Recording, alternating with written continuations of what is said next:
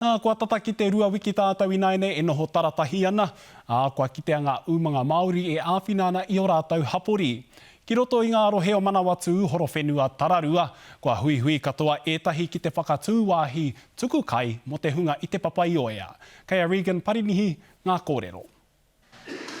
E hiri ake ana i te mānuka kia tauawhi ngā whānau e noho parahiahia ana i tēnei wā o te here. We've agreed that we would do a distribution hub through level 4 and level 3 because this obviously isn't our business as usual, which is quite important, but we know that there is a need to support our whānau. He whare tuari kai kua māhuta ke i te pai kia utaina ngā hiahia rawa kore nei o te hapori.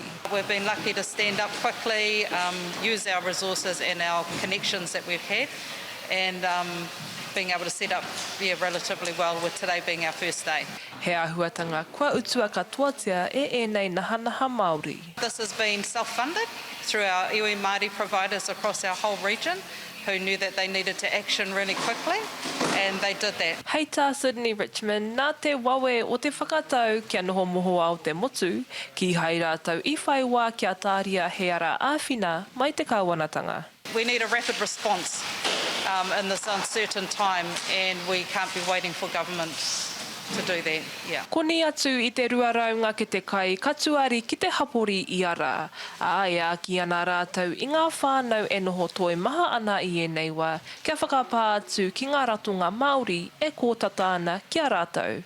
Regan Paranihi, Te Karere.